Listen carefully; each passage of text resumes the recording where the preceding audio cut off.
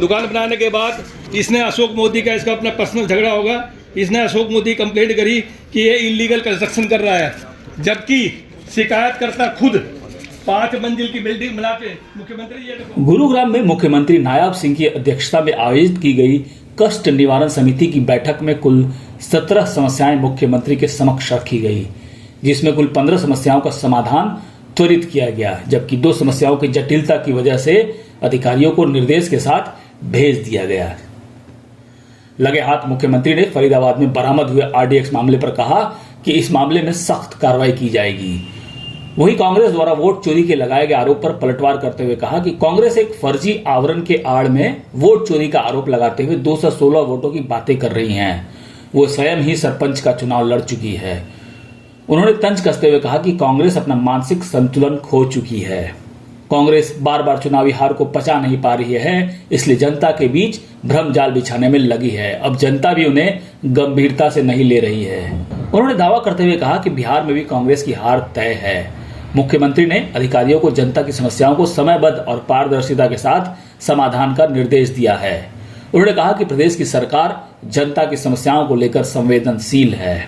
आज की grievance meeting में कुल 17 परिवारवाद की समस्याएं थी, जिनमें से 15 को उसका समाधान किया गया है, 2 पेंडिंग रखी गई है। वो भी किसी कारण से रखी गई हैं, उनके ऊपर काम चल रहा है। उनकी डिमांड के आधार के ऊपर उसको पेंडिंग किया गया है, बाकी का समाधान किया गया है। और क्योंकि कार्यों को गति मिलती है, अलग अलग जो समस्याएं लोगों की आती हैं, उन समस्याओं का समाधान त्वरित हो परिवारवाद के अंदर, तो उसका यहाँ पर समाधान उनका निकला है।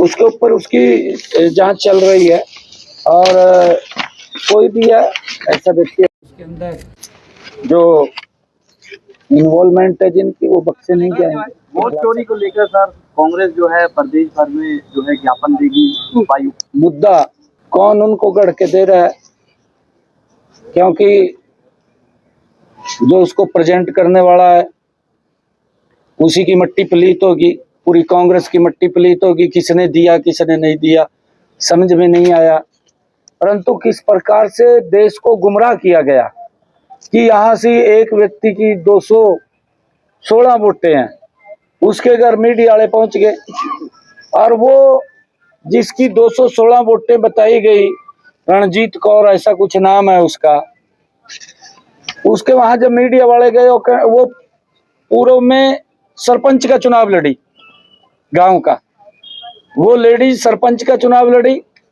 अगर उसकी 216 वोटें होती तो वो हारती क्यों?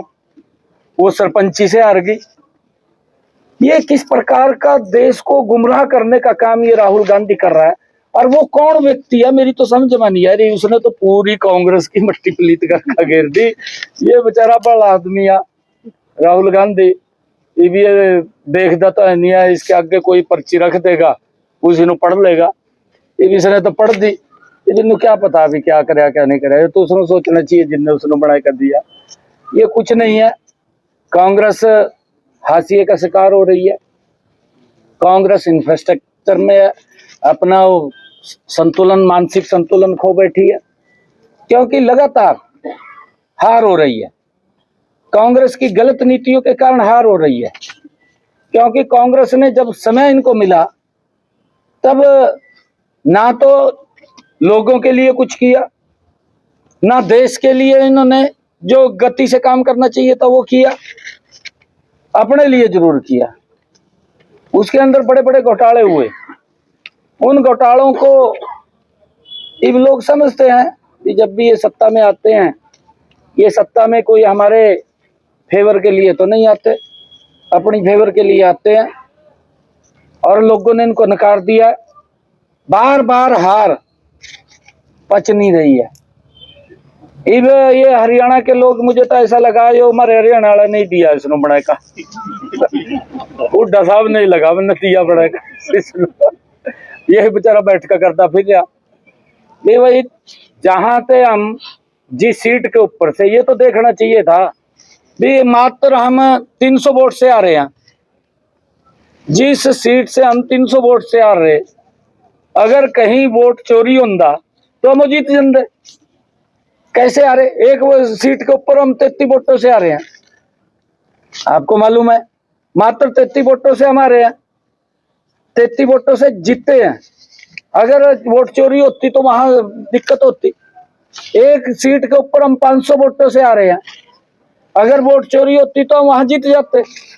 10 सीटें हरियाणा के अंदर ऐसी हैं जो मात्र कुल मिला करके अगर उनका एग्रीगेट टोटल किया जाए तो 2000 वोट बनता है।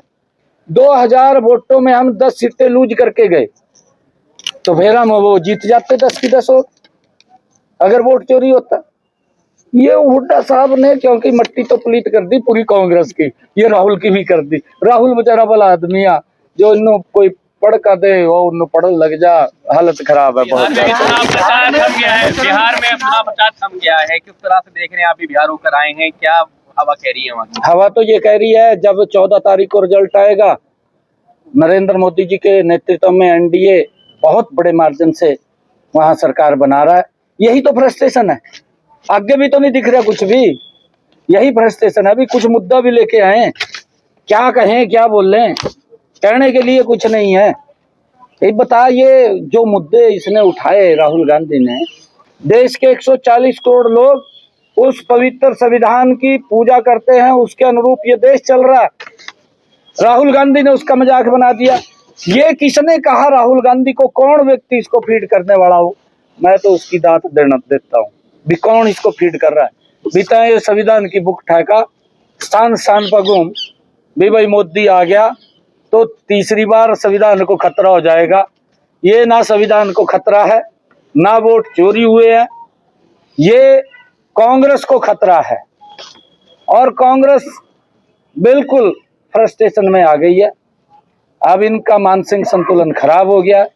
बिहार का जब चुनाव आएगा और ज्यादा हो जाएगा, क्योंकि आगे भी दिख नहीं रहा कुछ भी। एज भी होगी, वो एज भी तो होती है ना व्यक्ति की, कईयों की तो एज होली, इसकी भी, राहुल गांधी की भी एज होगी, आगे मौका मिल रहा नहीं, चांस नहीं है, तो ये फ्रस्ट्रेशन में है।